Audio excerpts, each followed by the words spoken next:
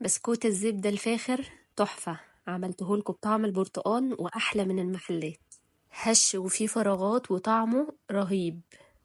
مقاديره مظبوطة جدا وناجحة، هقولها لكم بالجرام وبالكوباية. عندي هنا 700 جرام زبدة بدرجة حرارة الغرفة، بطلعهم من التلاجة قبلها بساعتين 3 عشان يبقوا طراي معايا، والكمية دي تقريبا بتعادل 2.5 كوباية.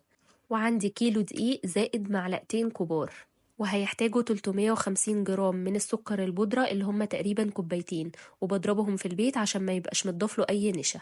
ومعايا 4 بيضات ومعلقة كبيرة نشا ومعلقة كبيرة لبن باودر.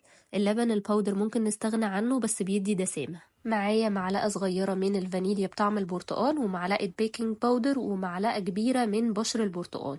وانا كنت مجهزة ربع كوباية لبن عشان لو احتجتها وانا بعجن، بس محتاجناهاش. اول حاجة هحط السكر على الزبدة وابدأ اضربهم. قبل ما اشغل المضرب الكهرباء بحاول كده بايدي ان انا اسيح الزبدة عشان تبقى طرية معايا، وبعدين بشغل المضرب وبفضل اضرب فيهم تقريبا ربع ساعة. مرحلة ضرب الزبدة دي مرحلة مهمة جدا، وبنفضل نضرب فيها لحد ما لونها يفتحها خالص وقوامها يبقى تقريبا شبه قوام الكريمة.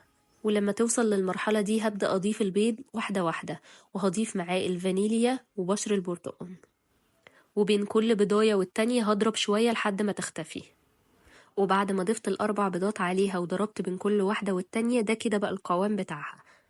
هضيف المكونات الجافة على الدقيق اللي هي النشا واللبن الباودر والبيكنج باودر، وهقلبهم كويس، وهحط عليهم ذرة ملح، وهبدأ أنزل بالدقيق حبة حبة على المكونات. وفي المرحلة دي أنا بشيل خلاص المضرب الكهربائي، وببدأ أقلبه بالسباتيلا بالراحة عشان أحافظ على الفراغات. وطبعا لما كمية الدقيق زادت احتجت إن أنا أقلب بإيدي. العجينة دي طبعا بتبقى طرية وبشكلها بكيس الحلواني، وبفضل طبعا في البسكوت ان احنا نشكل 3-4 الأول ونسويهم في الفرن ونختبرهم. وفي طريقة تانية ممكن تختبري بيها، بإن تشكلي واحدة في الصينية وتحطيها وبعدين تحاولي تشيليها، لو ما سابتش أي أثر في الصينية يبقى كده العجينة تمام. وطبعا الاختبار ده بيبقى عشان اختلاف أنواع الدقيق، فلو حسيتي إنها فرشت شوية منك في الفرن ممكن تزودي معلقة دقيق. وعشان كده مهم إن احنا نستخدم دقيق مخصص للكحك والبسكوت. طبعا بعد ما بخلص تشكيل العجينة بدخلها على طول على الفرن عشان تاخد اللون الرهيب ده، هش وخفيف جدا ومليان فراغات. وهوريكم بقى الشكل التاني لأنه بيبقى أعلى شوية وبيبقى رهيب مع الشاي بلبن. ما تنسوش اللايك والشير وجربوا الوصفة.